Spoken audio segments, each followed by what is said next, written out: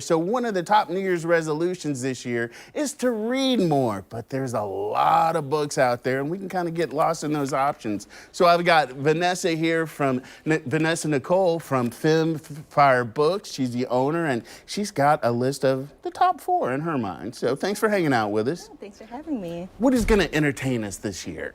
So, I have a couple books. What I like to recommend for the new year is typically a romance or a self-help book, just to start off the year on a more comforting level, especially for newer readers that form that goal. I'm not diving into either one of those, but I'll take your suggestions. What do we got on the table? Yeah, so this first one we have here is Remember Love by Cleo Wade. Cleo Wade is a poet, so she's written several poetry books, but this book is more of a self-help book, and it's titled Words for Tender Times. So 2023 was a hard year for a lot of people, for the world, for our personal lives, and so it's good to have something formatted that's a little bit more comforting to start off your year. Okay, I will try that one. All right, you got me, you got me. What else we got?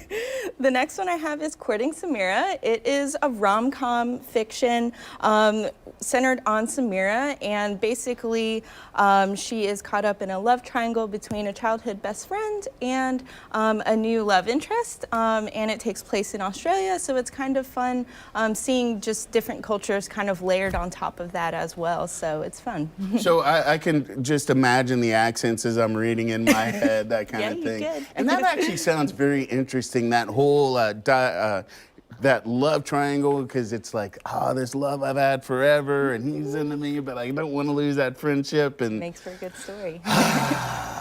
Art imitates life. What else we got?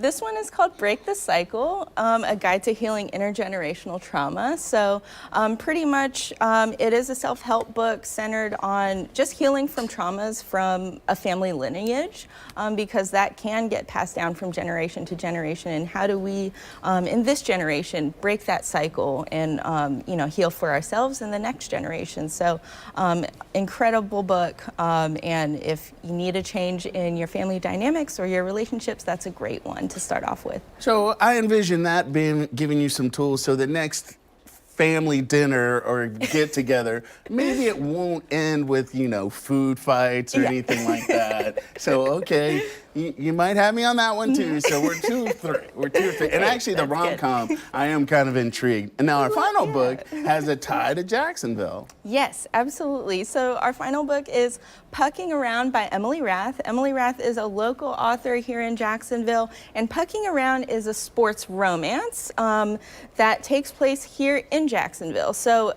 it's really interesting because it's inspired by the Jacksonville hockey team, and also all of the characters are super well developed and they interconnect. So very spicy. It is a lengthy book, but I promise you, you won't be disappointed.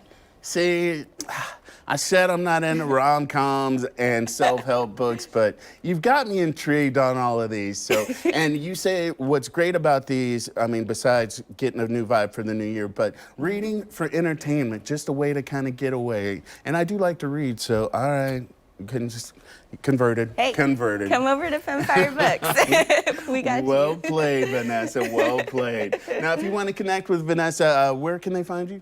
At 2766 Park Street in Jacksonville. We're located in the Riverside area right behind Cultivate. And your socials?